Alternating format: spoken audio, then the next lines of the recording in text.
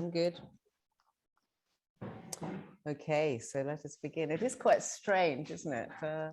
My first experience of kind of doing this hybrid thing, but I'm going to just have to focus on you a little bit here, I think, because that feels more normal to me, and that'll, I can kind of zone into that more easily. Can you hear me? Is the sound okay? Talk up a bit. Yeah, I do have a tendency, to my voice drops sometimes when I'm earnest. I'll probably be quite earnest tonight, so better be careful. Anyway, welcome to Sangha night. So my name is Karunavaca. For people who don't know me, I've been involved with this centre for a long time. And though I have been into the shrine room a couple of times since lockdown, it's the first time I've sort of been here when there's a kind of Sangha night going on. So that is really, really lovely. And I have missed this space, as I think quite a lot of people have. So it's lovely to be back. So tonight is a practice night. We're in a little run of essentially practice nights. So not masses of content, quite a lot of meditation. I'll explain as I go along. So I had quite an impulse, a kind of longing to do something that was fairly simple anyway. A bit like, well, it is a bit like coming into the shrine room, there's that kind of relief at coming into a space that feels very clear, energetically clear. It's not cluttered, but it's slightly cluttered, but it's not very cluttered. That's all the equipment. And so I had quite a longing to do something that had that same feeling of kind of fairly simple, fairly clear. And meditation is kind of a bit like that sort of space. So it will be quite simple tonight.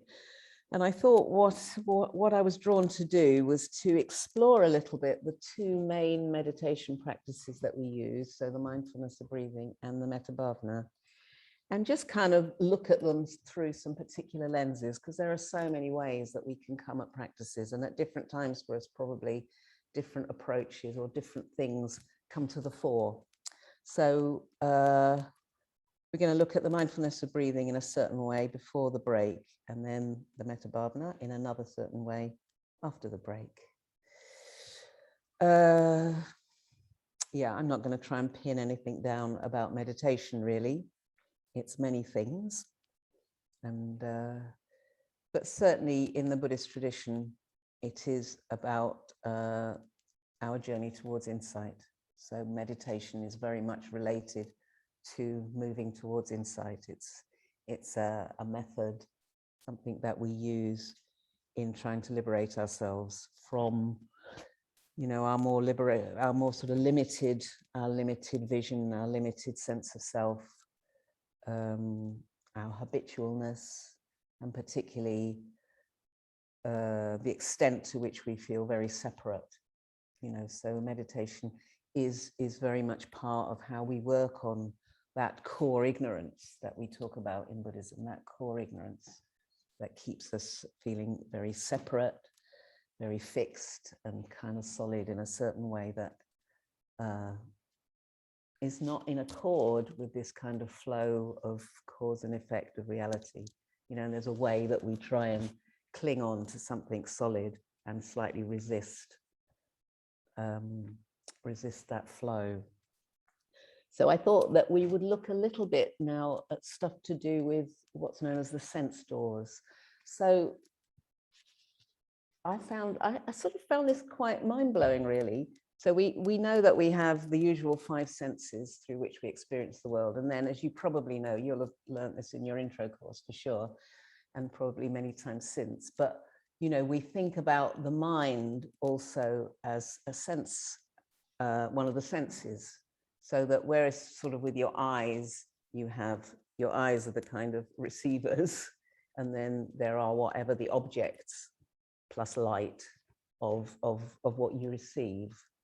And we also include the mind. So there is the mind as sensor, and then there is the mind as the producer of mind objects, if you see what I mean, which are thoughts, memories, imagined images, all the stuff that our mind gets. So it's quite a strange way of thinking about the mind in a way, that there it is, it's sensing and it's producing this sort of stuff. But what it means is that when we think about those kind of six senses, the sense doors, they're called, and really that's all we've got. That's absolutely all we've got to go by. Everything comes in, everything we experience comes in through one of those sense doors. You know, there isn't anything beyond them. That's how we live. We live through these kind of experiences that come in through, you know, sight, sound, taste, touch, smell, and the mind. So I don't know, I found that really extraordinary, but it also gives us, you know, what else have we got to go on? What else, nothing, where else does anything come from except in through those doors? So it's very crucial. And kind of thinking about experience like that is sort of a bit more impersonal. You know, there's something slightly impersonal about all that. It's just sort of coming in, and, you know, we learn in Buddhism a lot about cause and effect, this sort of flow of things that are going on. So there's just, we are just these kind of experiencing things, these kind of senses taking in experience, which is our life, really. So we're going to think a little bit about that. So you have, you know, you have your ears, you have whatever your ears is receiving, and you have some degree of consciousness around that, so that you know that it's a sound. And probably you will label a sound like car or something. And immediately we do that, we start building the stories, don't we? Like, it's a car, what kind of a car is it? Oh yeah, I used to have a car like that, but then it broke down and I remember when that happened, and, you know, we start doing it. But the bare bones of it are ear, sound, mind does something. And it's then when we start to get into this kind of feeling tone thing that we start to construct the world in a kind of personal way. But up until then, it's kind of quite impersonal in a certain way. It's quite sort of mechanical, really. It just happens. Thoughts just happen, you know. We sense them, they're going on. There's a process happening. And that is us experiencing the world, whatever us is. So it's familiar stuff, but in some ways, the more aware we are of these senses and what's going on, in some ways, the less hooked we are in it. The more we also have this way of being kind of witnesses. So the less kind of pulled into everything we are, the more we have a sense perhaps of just these processes going on. And we kind of free ourselves a little. We can become somewhat freer just through that sort of awareness of, this is how it all happens, you know, in a way, this is the way that it all happens. So I thought we would start tonight by doing a little, a sort of 6 doors of the senses, as they're called, kind of focusing, a kind of meditation. So actually, we could salute the shrine. I've just sort of launched into this. I'd actually like to salute the shrine. Let's salute the shrine, and then you can settle into meditation position. Oh, hang on, I'm tied on here. I'll do it from here. Okay. It is really lovely to be here, actually. Okay. Namo Buddhaya. Namo Dharmaya. Namo Sanghaya. Namo Namah. Om. Boom.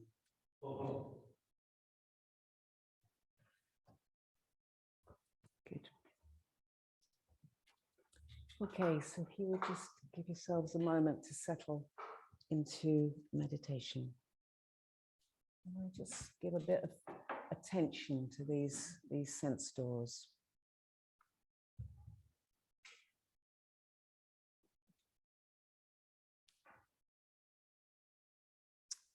So just settling. And we're going to start, as we so often do in meditation, with the sense of touch.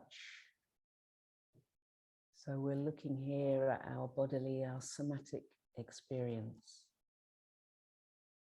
So you can become aware, particularly of your seat, of the ground, whether it's your knees or your feet.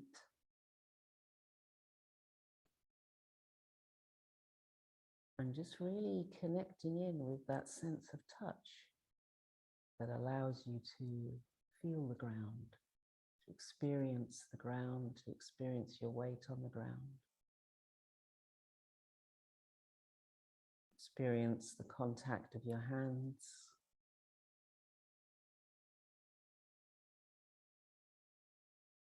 The movement of your breath. We have sensations that are quite strong and sensations that are quite subtle, that your body is experiencing, that you're experiencing through that sense of touch, whether it's external or internal.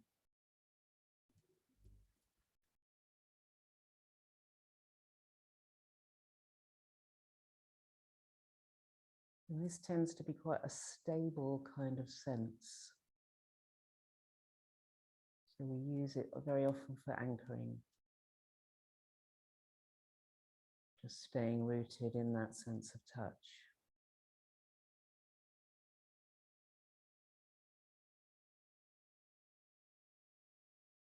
And relaxing into it.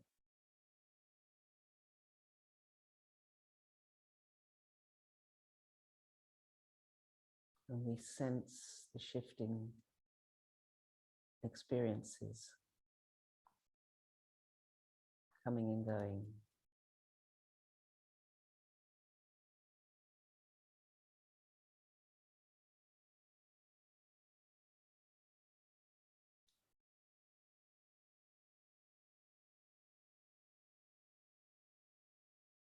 So now, keeping the eyes closed, we're going to move on to sight.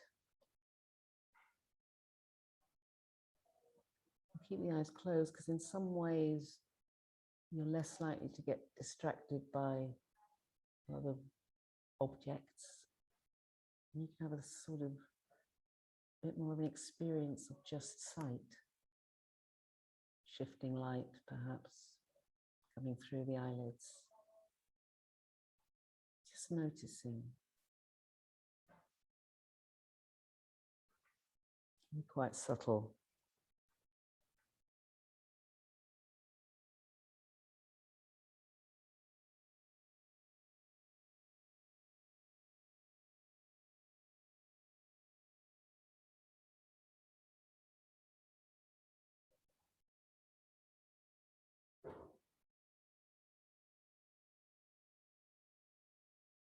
Again, there's a flow of experience just arising and passing.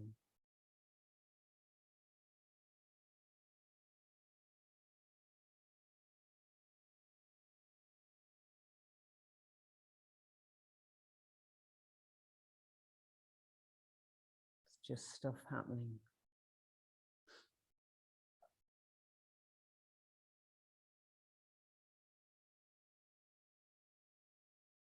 Okay, now coming back to your sense of the body again. Just keeping well grounded in the present moment.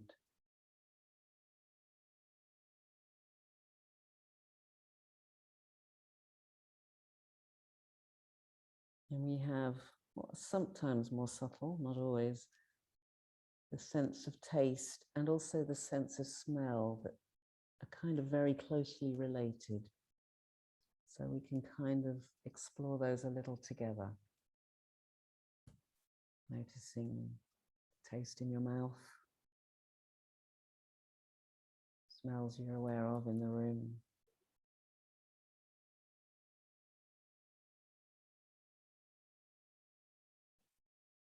Again, this is just information that's coming to us all the time, that we're not usually particularly aware of.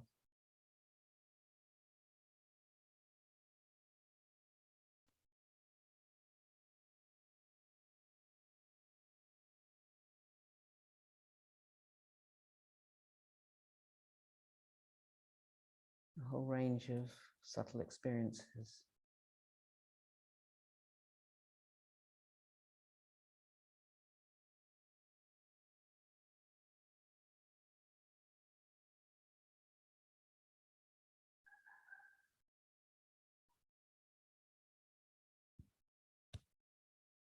And then again, coming back to the body, noticing the sensations of the floor, your seat.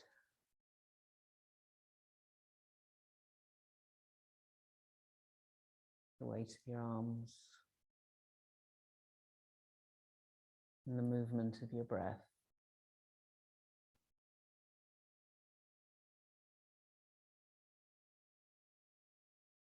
I invite you now to focus on hearing, on sound, the experiences of sound that you're having. Don't need to do anything with them. Just allowing them to come and go.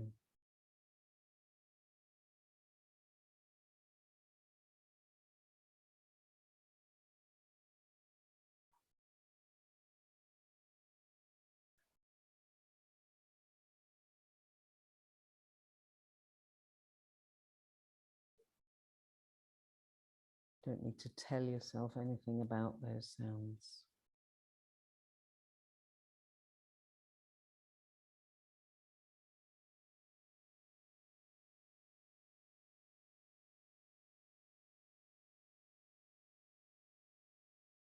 So there's your hearing sense, and then there are the objects, the sounds.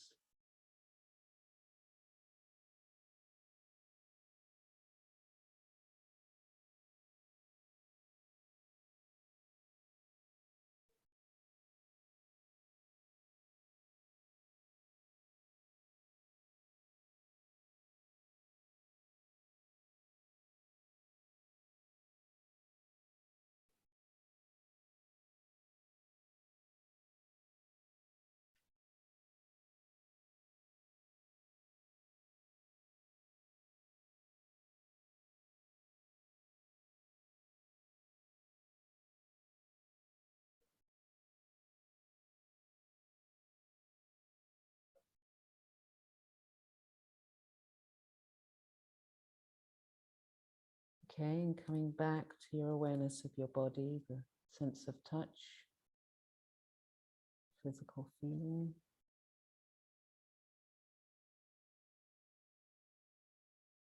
Just stabilizing your awareness, your presence here.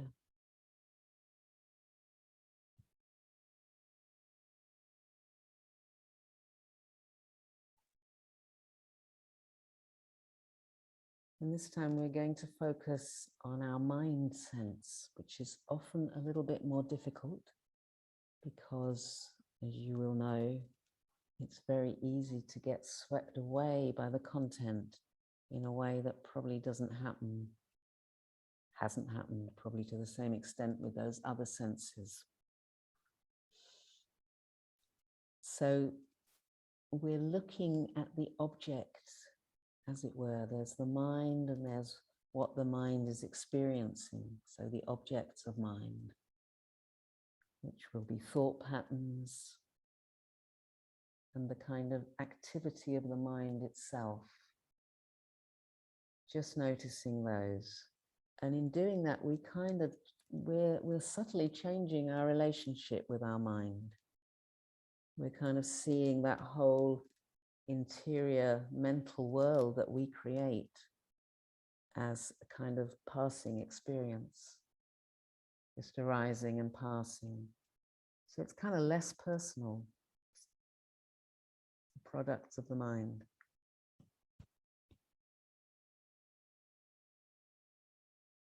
Arising and passing, like everything else, independence on conditions.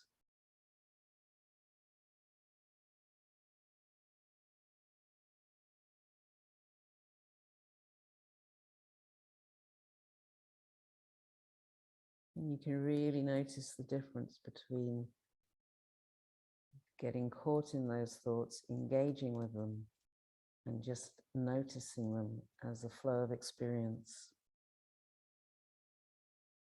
as objects of mind.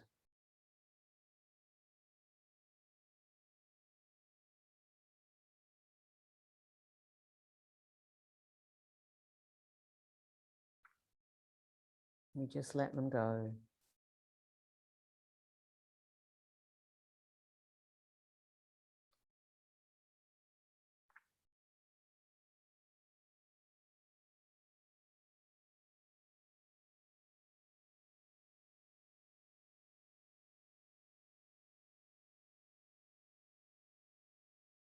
Okay, and relaxing back into the body.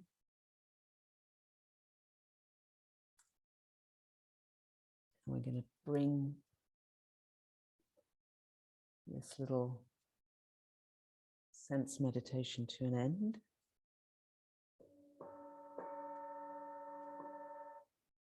Just coming out of that gently.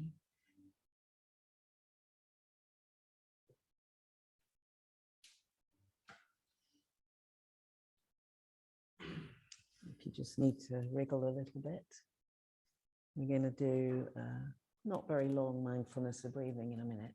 So just do whatever you need to do.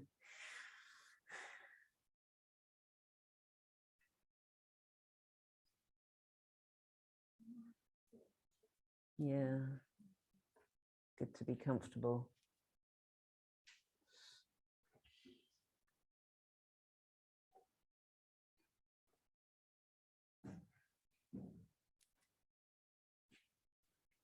Yeah, absolutely. There was a point when quite a few years ago, when I really had to acknowledge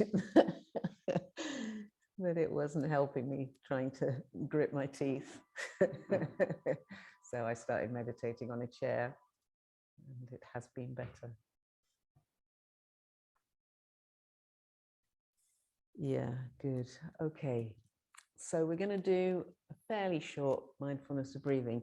But what I'm going to do is make the third section a little bit longer than the other three. And I'm going to suggest that during that section, which is the one where we drop the counting and we kind of expand our awareness a little. So there is this thing of staying in contact with the breath as anchor, but we can also be aware of the other senses, not only the rest of our body, in terms of the sense of touch, but we can also notice those other senses, including the mind sense, but also hearing, taste, smell, and just kind of notice the flow of that. So we'll have a slightly longer third section. So if you want to, again, settle into meditation, and we'll have something like a quarter of an hour of mindfulness of breathing.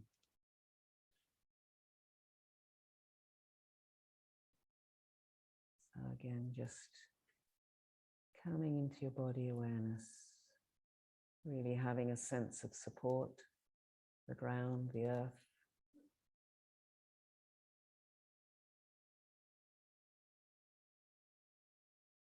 And as well, a kind of aliveness, a brightness, an uprightness. So it's not a kind of sinking in the way of the whole body sinking, but rather that real sense of being able to relax into support and allow the kind of rising of the spine. And you can perhaps be aware of the crown of the head and a sense of the space above it.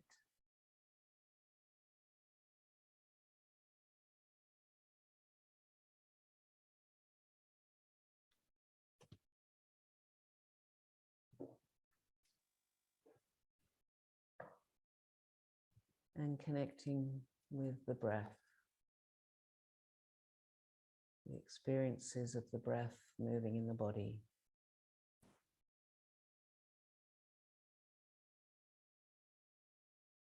Wherever you're experiencing that.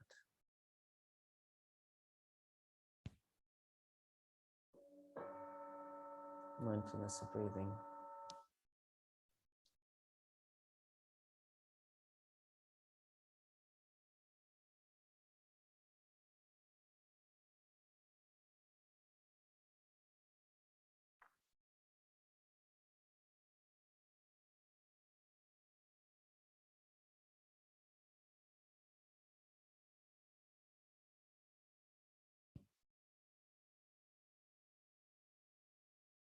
Keeping the awareness anchored on the experience of breath.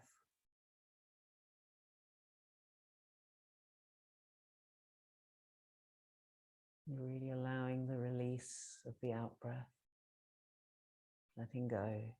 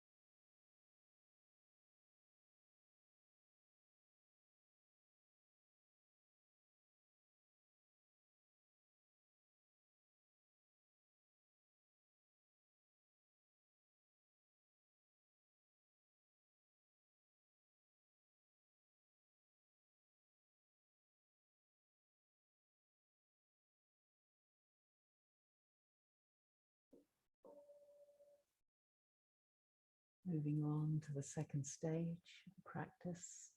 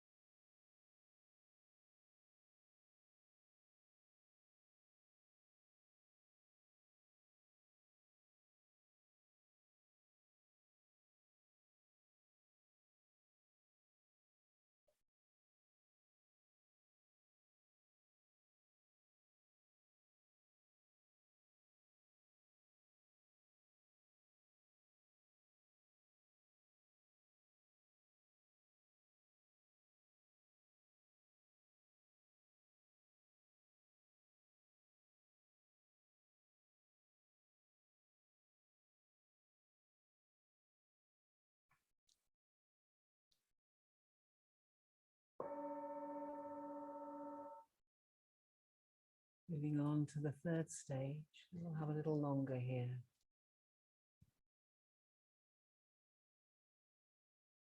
And whilst keeping some awareness with the breath, we can also explore what else we're experiencing. Notice what else is coming in through those sense doors.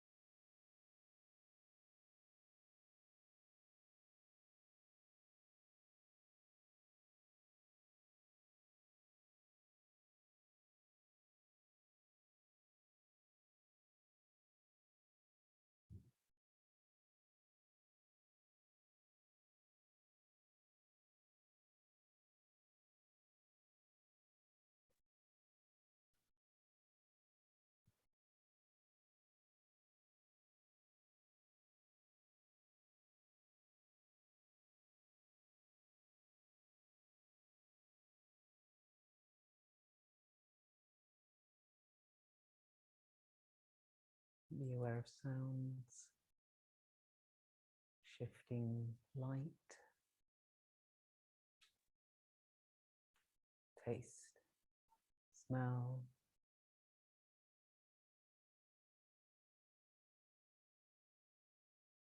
the flow of mental activity. Just witnessing.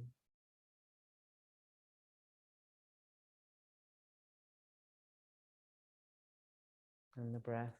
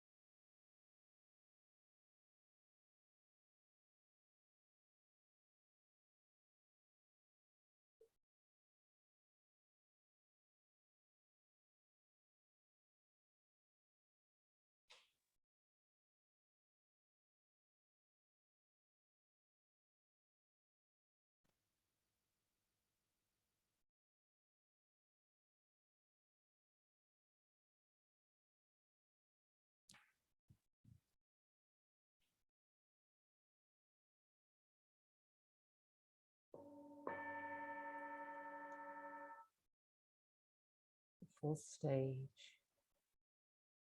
And now focusing the attention again on the breath entering and leaving the body. Subtle sensations. Very much in that touch, somatic area.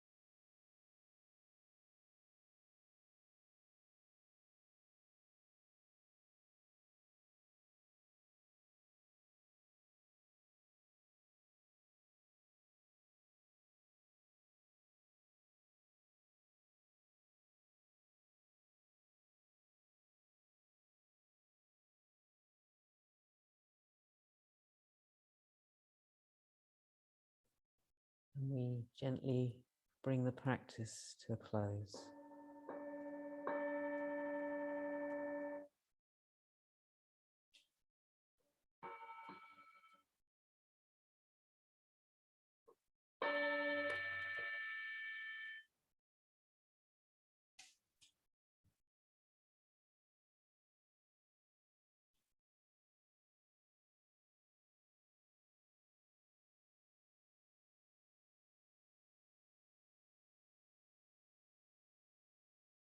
So in a moment, we're going to have a tea break, and I invite you to kind of keep that tea break sort of within this sense of practice session. Before we do that, I think we're going to go over to Zach, who's just run upstairs to his computer. Okay. Hi, everyone. Yeah, as Karunavaca just said, I have the luxury of participating in person and meditating with everyone downstairs as well, which is thoroughly enjoyable. It's a very tangibly alive atmosphere down there, actually. So I think I will just start by saying I just really encourage those that haven't been or don't yet feel comfortable to come in and practice in person. It's there's a lot of energy in that shrine room, and I certainly feel very grateful for those coming along tonight and for you guys tuning in online and just practicing together, very, and just being a supportive condition for us all. So yeah, you've probably heard, many Dharma appeals before, but many of you will know that we've run the center off Dharna. So we've run the center off of purely off of donations and the voluntary work of much of the Sangha for 25 years, which I just think is remarkable. And I feel like that can't be said enough, that there's this sort of alternative economic model that works, but I will sort of say something around, so giving in standing order, so giving regularly. That's really helpful for the center to have that kind of regularity in terms of finances, because it allows for the center to plan ahead and ultimately to sort of expand what we're trying to do here. We sort of know what's coming in, so we know what we can spend. I'm sure many of you already do that, and I know many of you give it on one-off donations as well. But if you don't, something that I was sort of thinking about the other day is you can consider because often I find myself, if I'm in a donation-based event or something like that, then I often don't quite know what to give. I seem to almost need a bit of a suggested donation or something like that. So I was thinking the other day, what might be quite a good idea is to just give an hour of your weekly wage, or your daily wage. So mine would be something like $9.50. So you could do that by month. You could do that over 4 weeks. So you could add all 4 of those weeks and just take that. So essentially it's only an hour of your wages, which works out about a tenner if you do that a month, or £40 over the week. So it's just to think of it in those sort of terms. It's not very much. And so I don't know if that just gives you some sort of idea. But yeah, the link has been posted in the chat. For those in person, there is a Dharna bowl downstairs. You will be able to give in cash if you still have that stuff. Or there is a card machine downstairs as well. But ultimately, just turning up is the most important thing. So just, really appreciate that. Thank you, everyone. Okay. Thank you. Okay, thank you. So I'm going to start this second part with a poem. Partly I'm going to do that because I just like reading this poem, and therefore I look for excuses to read it, actually. But there is a purpose to it. It is related. It's not completely random. Okay, so some of you will know this. This is Postscript by Sheamus Heaney. And sometime make the time to drive out west into County Clare along the flaggy shore in September or October, when the wind and the light are working off each other, so that the ocean on one side is wild with foam and glitter, and inland among stones, the surface of a slate grey lake is lit by the earth lightning of a flock of swans, their feathers ruffed and ruffling, white on white, their fully grown, headstrong looking heads, tucked or cresting or busy underwater. Useless to think you'll park and capture it more thoroughly. You are neither here nor there, a hurry through which known and strange things pass, as big, soft buffetings come at the car sideways and catch the heart off guard and blow it open.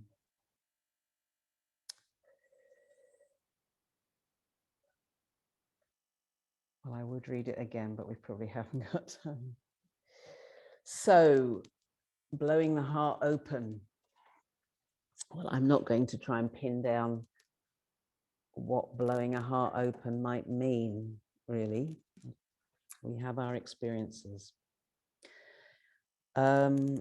Except perhaps to say for myself, and I'm imagining this is true for most or many of you, that I kind of have a sense of my own small personal heart with its own kind of openings and closings, likes and dislikes, etc., moods, whatever.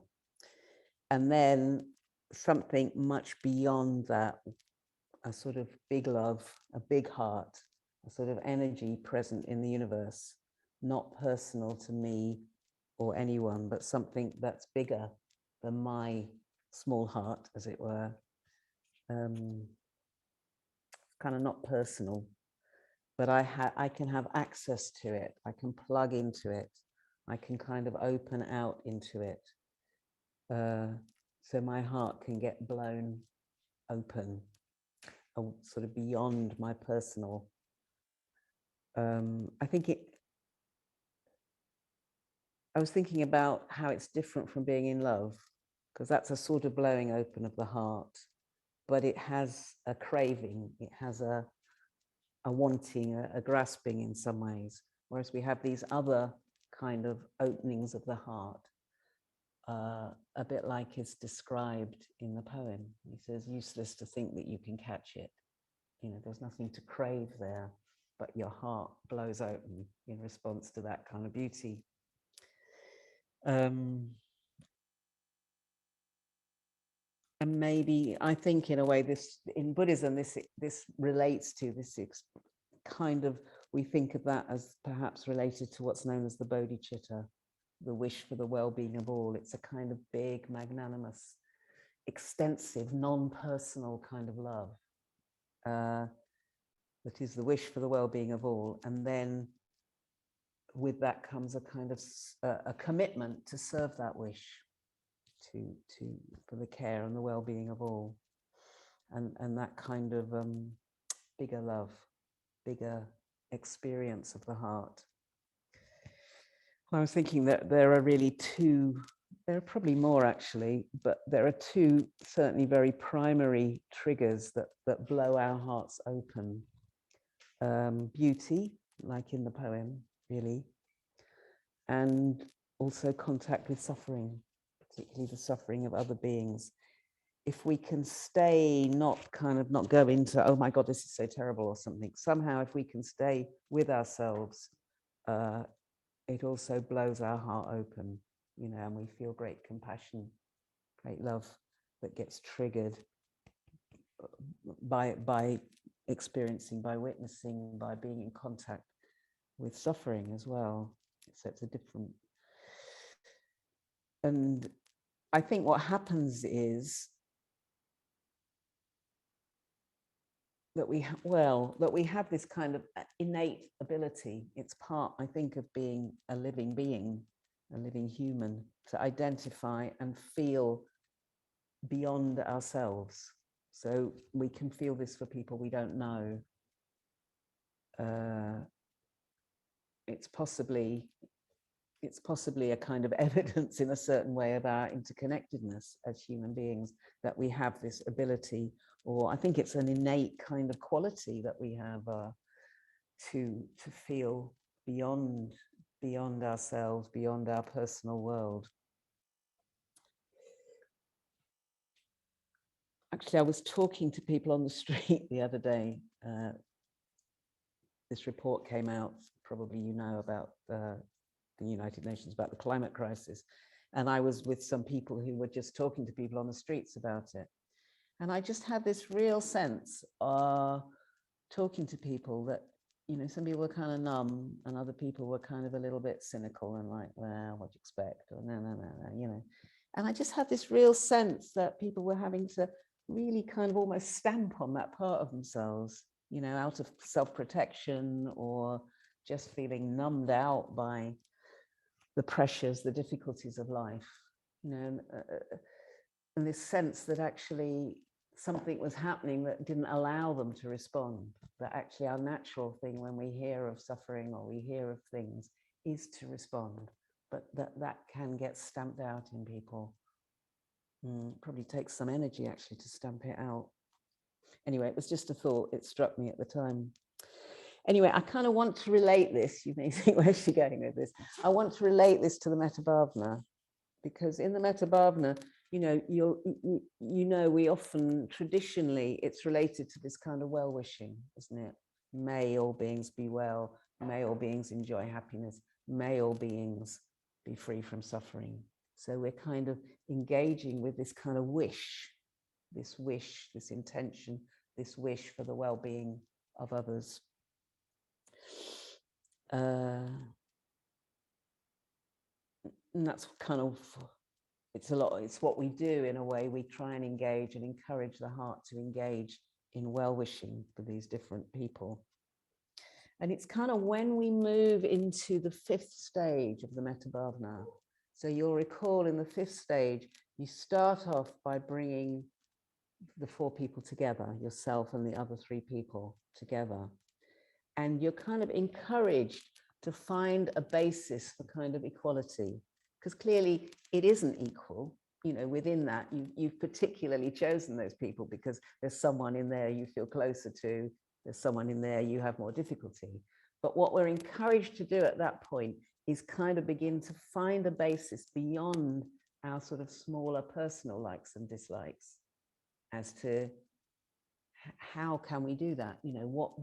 What's called on from us to begin to find that more equal, like being able to wish all 4, including yourself, well, in a kind of equal sort of way. So we're beginning at that point, we're asking ourselves, is there a way here I can start to move beyond my likes and dislikes, my own personal stuff, as we might say? And then we extend it out, don't we? We extend it out and we kind of go way beyond our capacity for a kind of personal anything. So we are at that point, what we're engaging with is the wish. We're engaging with the energy of that wish for all beings. It's not personal, really. We don't know these people. There are millions of them, and we don't know, might be birds and creatures and whatever you include, however widely you kind of include beings in that 5th stage. But what we're doing is engaging with the great wish, the sort of the bodhicitta in some ways, the wish for the well-being of all. So we're going beyond ourselves personally. And, I was talking at the beginning about how meditation helps us to move beyond our kind of small, limited self and begin to identify much more widely than just me is everything, So, and the great wish isn't personal, is it? It's like we participate.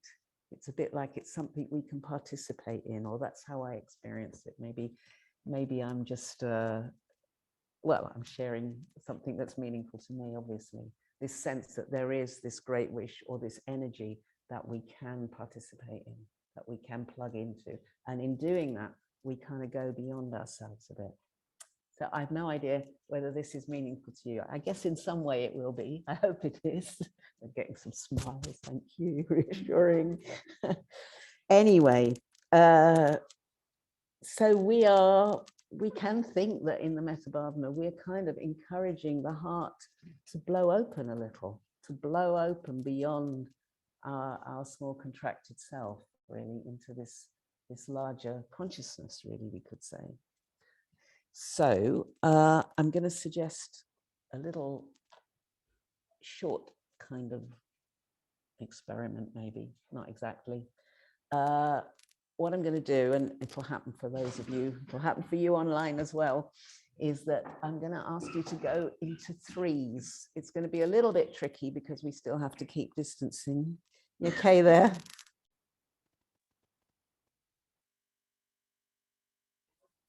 That means they're back. So I think everybody's back. Good. Okay, so we're going to do a period of Metavagna now. So please, if you would just settle into meditation posture. We can do it with this sense that we're patiently kind of encouraging, never forcing but kind of allowing the heart to do what hearts can. And we're engaging with that wish for well-being. As we're doing that, we're kind of moving ourselves. We have the potential there to begin to sort of expand ourselves out beyond our habitual fixed self with all those personal likes and dislikes that can be so strong for us. But we engage with that wish, which is part of the great wish for the well-being of all. And remember that actually even very tiny shifts become the conditions for more. So just settling again into your body, becoming fully present to yourself as you are in this moment.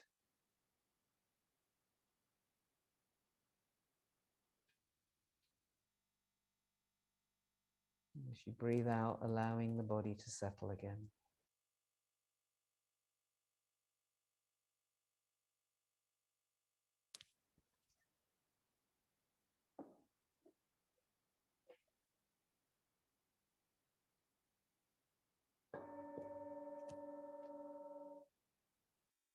Metavagna, first stage.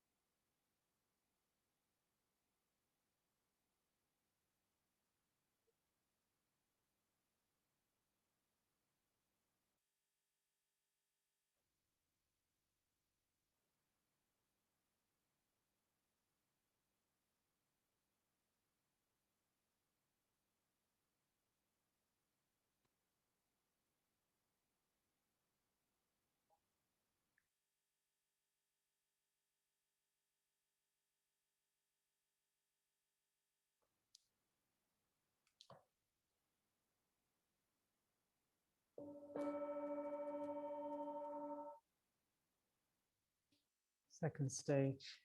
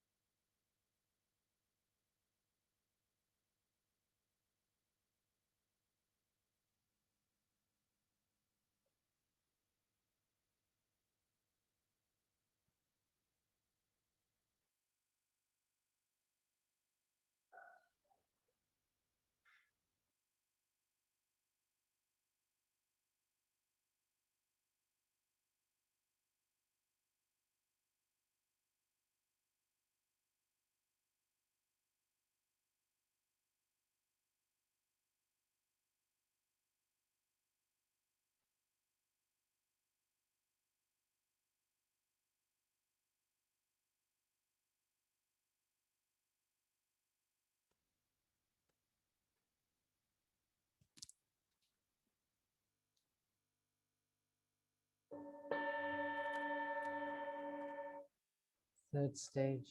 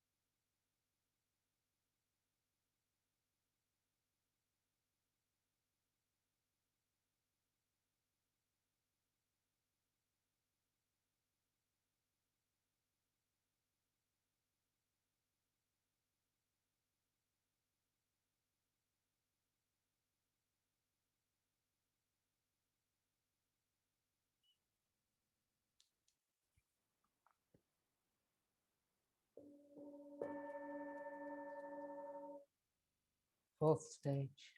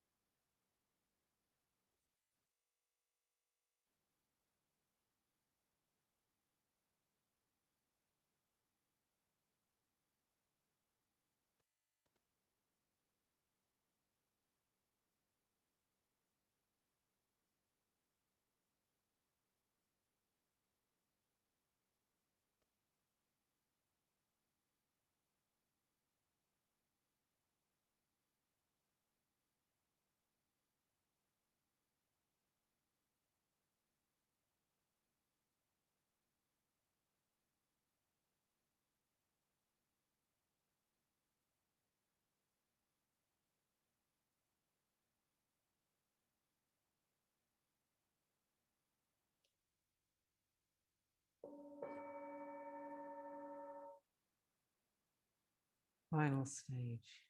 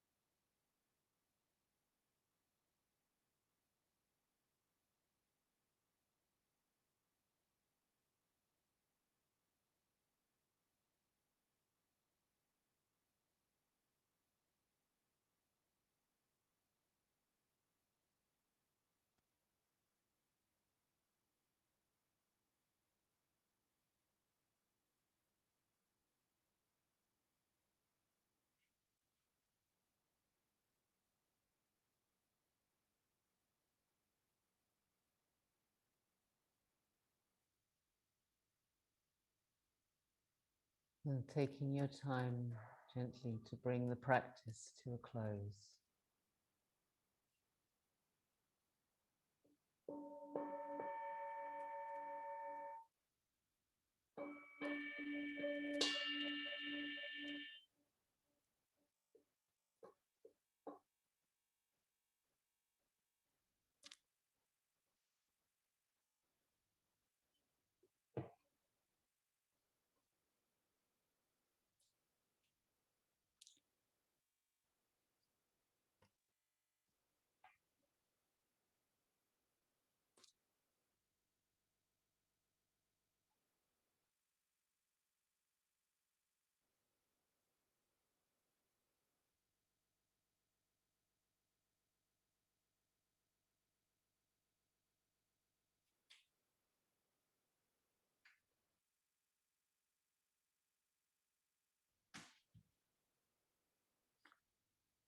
Okay, so I think that's us for this evening.